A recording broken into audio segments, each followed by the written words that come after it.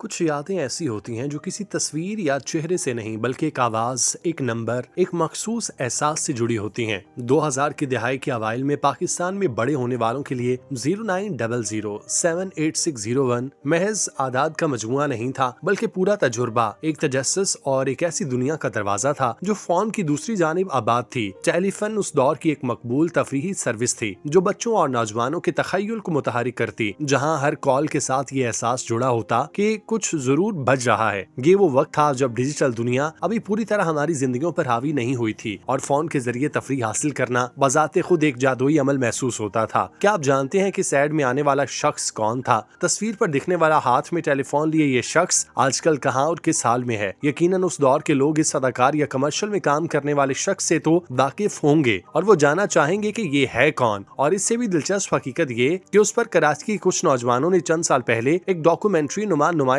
भी की और इस किरदार को मजीद उजागर करने के लिए अहम खिदमात सर अंजाम दी। इस हवाले से भी आपको वीडियो में आगाह करेंगे। इससे पहले अगर आप हमारे चैनल पर नए हैं तो चैनल को जरूर सब्सक्राइब करें ताकि हर आने वाली वीडियो आप तक बआसानी पहुंच सके। क्या आप जानते हैं कि एक जमाने में टीवी स्क्रीन पर आने वाला एक सादा सा कमर्शियल किस तरह एक पूरी नस्ल की यादों का हिस्सा बन गया? वो चेहरा, वो आवाज, वो अंदाज जो चंद ही लम्हों में दिलो दिमाग में नक्श हो जाता था, दरअसल एक हकीकी इंसान की मेहनत, जिद्दोजहद और सब्र की कहानी समेटे हुए था। आज जब हम माजी की तरफ पलट कर देखते हैं तो एहसास होता है कि बाज़ औक़ात जिंदगी के छोटे से मौके भी इंसान को ऐसी पहचान दे जाते हैं जो बरसों तक जिंदा रहती है, चाहे वक्त और हालात कितने ही बदल क्यों ना जाएं। 0900786101 का मशहूर टेलीफोन कमर्शियल भी कुछ ऐसा ही था। ये महज एक इश्तिहार नहीं था बल्कि एक पूरे दौर की अलामत बन चुका था। इस कमर्शियल में नजर आने वाला शख्स तौकीर अहमद था, जो उस वक्त शोबिज इंडस्ट्री में अपनी जगह बनाने की जिद्दोजहद कर रहा था। अगरचे उसने इससे पहले भी चंद ड्रामों और कमर्शियल्स में काम किया था, मगर वो शनाख्त जो उसे इस एड से मिली वो बाकी तमाम कामों पर भारी साबित हुई। बच्चे हों या बड़े, सबको ये नंबर और इसके साथ जुड़ा हुआ चेहरा अजबर हो चुका था। और यही वो मकाम था जहां से तौकीर अहमद का नाम एक आम अदाकार से एक यादगार चेहरे में बदल गया। इस कमर्शियल की गैर मामूली कामयाबी के पीछे कोई बड़ी तशहीरी मुहिम नहीं थी, बल्कि असल ताकत तौकीर अहमद की अदाकारी और उनके तासुरात थे। उनकी आंखों की मासूमियत, चेहरे के तासुरात की सच्चाई और अंदाज की सादगी ने इस एड को आम इश्तिहार से उठाकर अवामी यादाश्त का हिस्सा बना दिया। एड बनाने वाली कंपनी को भी शायद ये अंदाजा नहीं था कि वो जिस शख्स को एक मुख्तसर से कमर्शियल के लिए मुंतखब कर रहे हैं वही इस इश्तिहार की असल रूह बन जाएगा और उसका चेहरा आने वाले कई बरसों तक लोगों के जहनों में जिंदा रहेगा। उस वक्त तौकीर अहमद एक मुश्किल दौर से गुजर रहे थे। शोबिस की दुनिया में कदम जमाना आसान नहीं होता और वो भी मुसलसल मेहनत, ऑडिशन और छोटे मोटे कामों के जरिए अपनी पहचान बनाने की कोशिश कर रहे थे। ये कमर्शियल उन्हें किसी सिफारिश या ताकत के जरिए नहीं मिला, बल्कि उनकी अपनी सलाहियत और महदूद मगर मुखलिस तजुर्बे की बुनियाद पर उन्हें मुंतखब किया गया। स्ट्रगल के उसी मरहले में जब ये एड हिट हुआ तो न सिर्फ माली तौर पर बल्कि जहनी और जज्बाती तौर पर भी उनके लिए एक बड़ी कामयाबी साबित हुआ। अगरचे इस एड के एवज उन्हें आज के मयार के मुताबिक कोई बड़ी रकम नहीं मिली, मगर उस जमाने में चंद हजार रुपए भी एक बड़ी बात समझी जाती थी। असल दौलत पैसा नहीं बल्कि वो पहचान थी जो इस कमर्शियल ने उन्हें दी। कंपनी ने अपनी हद तक उन्हें सराहा भी, लेकिन उस दौर की इंडस्ट्री के हालात ऐसे थे कि एक इश्तिहार की मकबूलियत के बावजूद फनकारों को ज्यादा माली फायदा नहीं हो पाता। इसके बावजूद तौकीर अहमद के लिए ये एड एक संग-मील की हैसियत रखता था। वक्त के साथ साथ जिंदगी ने नया मोड़ लिया और हालात बदलते चले गए। आज तौकीर अहमद जद्दा, सऊदी अरब में मुकीम है, जहां वो अपनी बीवी और बच्चों के साथ एक पुरसुकून और मुतवाज़न जिंदगी गुजार रहे हैं।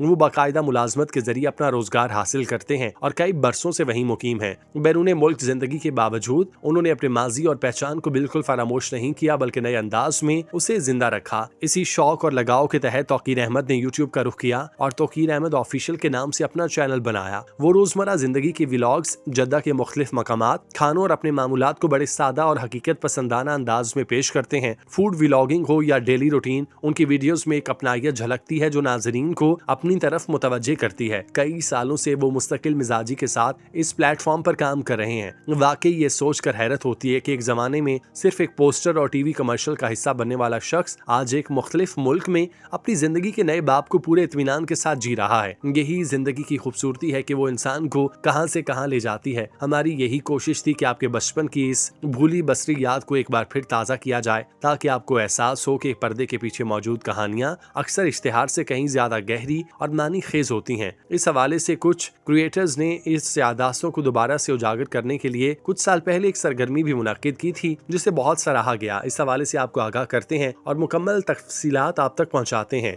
यही इज्तिमाई यादाश्त और आवाज टेक्नोलॉजी को इस रिश्ते की बुनियाद बनाकर कराची में फुल सर्कल गैलरी में हालिया नुमाइश मुनक्किद की गई, जहां दो नौजवान फनकारों अरीब तारिक और अफान तारिक ने इश्तराक के जरिए टेलीफन के तजुर्बे को न सिर्फ जिंदा किया बल्कि उसे एक नई बसरी, फिक्री और जज्बाती तनाजुर में पेश किया। इस नुमाइश में तख्लीकी क़यादत अरीब तारिक ने संभाली, जो तजुर्बाती डिजाइनर, मुसव्विर और मुअल्लम हैं और गुज़श्ता 4 बरसों से कौमी और बैनुल अक़वामी सतह पर मुस्तकिल तौर पर नुमाइश कर रहे हैं। अरीब का फन महज बसरी खूबसूरती तक महदूद नहीं बल्कि वो अपने काम के जरिए इंसान और फितरत के दरमियान ताल्लुक को उजागर करते हैं और साथ ही मोहब्बत, शनाख्त, ताल्लुक और इंसानी तजुर्बे जैसे गहरे मौज़ूआत को भी दरियाफ्त करते हैं।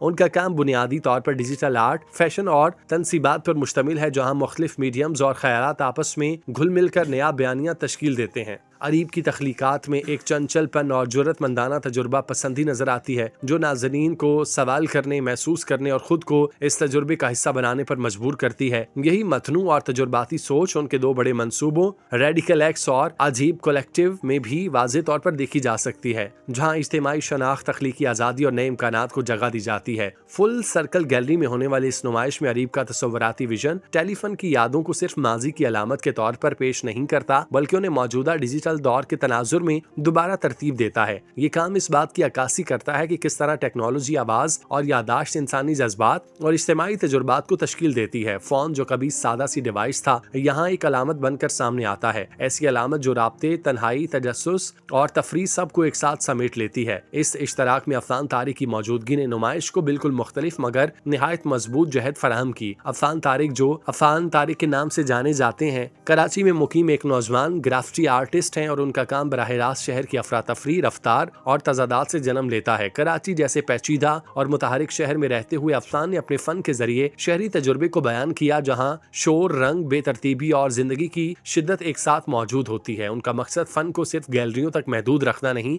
बल्कि आम लोगों तक पहुँचाना, ताकि वो खुद को उसमें देख सकें और उससे जुड़ सकें। अफसान ने गुज़श्ता 4 बरसों से बुनियादी तौर पर स्प्रे कैन के साथ काम किया और यही मीडियम उनके इजहार का मरकजी जरिया बन चुका। उनका फन अपनी हाइब्रिडिटी में निहायत तख्लीकाती है, जहाँ मुख्तलिफ किस्म के चेहरों, शनाख्तों और तासुरात के जरिए खेलते हैं। ये चेहरे कभी मानूस लगते हैं, कभी अजनबी, जैसे शहर में रोज नजर आने वाले अनगिनत लोग जिनकी अपनी कहानियां, अंदरूनी दुनिया है। उनकी पेंटिंग्स, ग्राफिटी और मखलूत मीडिया प्रोजेक्ट्स में ये ख्वाहिश वाज़े तौर पर झलकती है कि फन एक जिंदा सांस लेता तजुर्बा है जो नाजरीन से बराह रास्त मुकालमा करे। फुल सर्कल गैलरी में अरीब तारिक और अफान तारिक का ये इश्तराक दरअसल दो मुख्तलिफ तख्लीकी जुबानों का मिलाप है, जहाँ एक जानिब डिजिटल तसव्वुराती और तनसीबी सोच है, दूसरी जानिब शहरी, खाम और बराह रास्त इज़हार। टेलीफन जैसी यादों को बुनियाद बनाकर ये नुमाइश सिर्फ नॉस्टैल्जिया को छेड़ती है बल्कि इस बात पर भी गौर करने पर मजबूर करती है कि हम टेक्नोलॉजी, तफरीह और राब्ते के तजुर्बात को किस तरह याद रखते हैं और उन्हें किस तरह नए मानी देते हैं। ये शो माजी और हाल के दरमियान एक पुल की हैसियत रखता है, जहाँ बचपन की आवाजें,